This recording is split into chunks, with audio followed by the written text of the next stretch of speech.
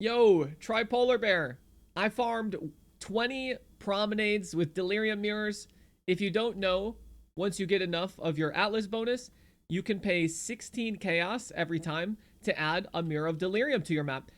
And this can be pretty good because when you do it up in Ejoris, you'll get an extra chance to have 3 additional reward types. You will have extra chance for bosses, which can drop extra stuff. But the big pull for doing it up in Ejoris is the increased drop rate of cluster jewels alongside extra chance at getting alpha missions to help you kind of sustain them. Extra quantity of items dropped in incursions. But the big one is time dilation, which makes all the monsters here magic. So you don't really have to juice your delirium too much. You can run promenade, and it's pretty nice and it's pretty easy. Now, I will be testing Tropical Island. All right, so a few things really quickly, okay? Tropical Island is probably better. I'll be testing that today, but Tropical Island's a little more difficult because it's a longer map and you're getting deeper and deeper into the delirium. So you're getting closer to what is effectively 100% delirium. So this is a very, very good delirium mirror farming strategy that you can use when you're even on the very budget version of the Forbidden Rite Occultist self-cast build. So I think this is a very nice one to start up. So let's go over what I was using. So I just rolled whatever sextants I had here. Sometimes I get lucky and I roll unique monsters to drop corrupted items. This spat out a lot of 6 links, which you can vendor for divines. That was pretty cool, but I took the divines out, and we'll go over the money in a little bit, as you can see back there with Exilus next. You just use your 4 sextants. Now, I have really nice watchstones that have chance to give beyond monsters, and that was pretty cool. I'm still not 100% sure if Secrets of the Stones works with the beyond, because it is a flat 1% and there are no decimals, so I don't know if it can give 1.25 per watchstone. But that doesn't matter too much. What does matter is that these watchstones that I have aren't really that crazy. If you do want to do this, or if you want to look up some decent watchstones, I think grabbing the Simulacrum Splinter stack size, this is a really good one. I was averaging about 120 of the Simulacrum Splinters per map over the 20 maps. And 4 of these, along with Secrets of the Watchstone, is going to give you 40% increased stack size. So you're getting, a little more than 40 Simulacrum Splinters from your maps, which comes out to about an extra 12 chaos or something like that every single map. And these can be rolled in about 85 chaos when you're augmenting and whatnot. It'll be a little bit more aside from that. But you do a couple of these maps and you pay the watchstone off, and now you get to sell the watchstone when you're done with the farming strand, or keep it there if you want, so you don't have to sell it again later.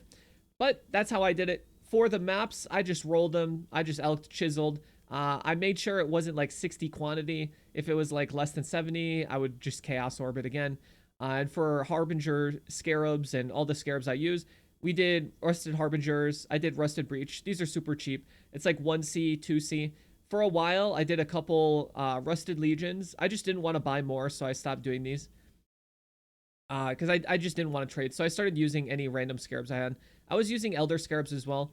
Elder Scarabs are like 4C each. These were 4C each. It's more than worth it to use some of those. So my results are probably a little bit lower than yours if you keep up with that. But I don't know. I'm streaming. I don't want to like stop playing. Like I'm finally playing POE, man, right? I'm finally in a delirium mirror. I'm blasting. I'm having fun. I'm just running around, right? I have 1 inspired learning on my build. And we're just having a blast. So I didn't want to go trade, right? It's a little bit of a drag to buy a bunch of scarabs, but once you kind of get established, you could just bulk buy a lot of them, which is what I'm going to do before the stream today. I just forgot to before yesterday. All right, anyway, you just use some nice ones. Some really good ones, obviously Rusted Harbinger Breach. We already covered that. Another really good one to use is, where's my Metamorph stuff? Did I use them all? Metamorph are really nice because it's going to have a bunch of extra Metamorph monsters with samples in the map. And then the big dude at the end can drop a lot of catalysts, and catalysts are pretty good money right now because, I don't know. The resistance catalysts are insane. I don't know why. I have no idea. All right, I'll be real. No idea what's going on with them. But the resistance catalysts, when you get these, they're like 5C each, and these are like 1 at a time, like a stock of 8. Probably goes 5, 5.5. right? Like all the like fertile catalysts, I was getting some of these. These are like 4C each, right? You could see here, there's some 1Cs, there's some 4Cs. You know, it's just good money, and you get random other stuff from the metamorphs as well. So we talked about watchstones, sextants, rolling the maps. You know, scarabs, you kind of just use the good ones, right? Harbinger, Elder, Meta, Breach. You can do Legion. You can even add Abyss on there if you want, right? Just use your random ones. I did a couple ambush scarabs when I rolled the strong box 500 quantity sextant. You know, you just kind of go with whatever you have, or just buy the cheap ones, which like Rusted Breach is just super cheap. Polish is probably worth it, right? It's 4C for one extra, or you're paying, you know, 3C for an extra breach, but whatever. You know, you can always putz with it and find your own results. But here's the quad tab filled with everything that we got from the 20 maps yesterday. And here's the Exilus next, so we can talk about exactly how much money that we made. I don't know what I just lost a bunch of money for. What the hell? I don't know. I probably took something out. I took out the blight maps because I ran a couple blighted scarabs. I took out those oils, the divines, and a few lucky drops as well. Now, this isn't including any of the clusters that I got. I got a lot of cluster jewels. Most of these aren't going to be worth anything. Like 9 passive larges aren't going to be worth anything. Unless you hit like a 12 passive minion, a 12 passive spell damage. Those can be really good on large. A lot of these won't really sell for much, but there's a couple that sell for like 20C. For simplicity's sake, I just want to include those because it'd be really annoying. So, you know, they're random. Your drops aren't going to be like that. So we have about 1,550. I ran 20 maps at about 30C per map. So about 600 chaos in cost. Over 20 maps means on average, we're making a profit of 47 chaos on every map that we did. Now, these maps can be done on this build with my gear, with an inspired learning, with my skill set. These can be done about 10 an hour. Or, excuse me, not 10 an hour. Hold on. 47.5. They took about 10 minutes, about 6 an hour. So 285. And this is just, you know, it's kind of like raw currency. So this farm right here is about 2x an hour. That's not really too crazy as far as everything, you know, is considered. With all the other farming strats and whatnot. But it's 2x an hour with the little spikes and whatnot for random other drops.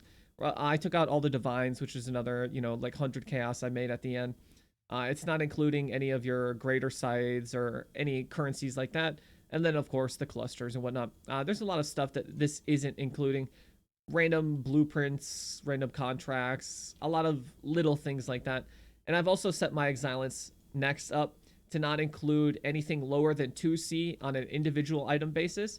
And then as a stack size, anything that's not worth at least 6. So it's not going to count like 1 essence that I got.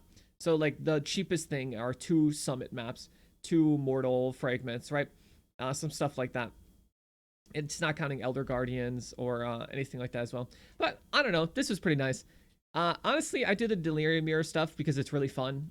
I find that I love playing Path of Exile the most when I'm just running around and I'm playing the game kind of like this. Now, this is the start of a Delirium map. But, right, you started out, you've got 1 inspired learning.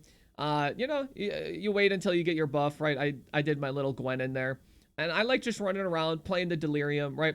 You're opening the strong boxes quick. I really like trying to open the Elva, like, really quick. Like, you clear the area around it. You do a quick Elva, and then you might, like, go kill a monster up there. Go to the Elva portal. And then you're kind of just, like, doing it, right? For me, I think having Legion in this strategy makes it way more fun so that you can get those, like, haste buffs and whatnot, right? But, like, I love doing this, right? I love just walking in a circle around a breach and exploding monsters, right? I love, you know, hitting a Legion, exploding everything, or a Harbinger, dude. Harbingers are so good. I might buy some, like, polished Harbingers. Because you hit, like, a Harby pack with your Occultist. It explodes everything. You get a bunch of buffs, like, right away. Oh, my God, dude. That stuff is so much fun. Anyways, I thought I'd let you guys know about this farming strat. It's not bad. I'll be testing Tropical Island. I assume Tropical Island will be a lot better. I'll probably be rolling Nemesis 3 and trying that out. Although it's a little bit of a wrist pain, you will make a lot of money. So keep an eye out for that video tomorrow. Anyways, I'll see you guys later. Subscribe and goodbye.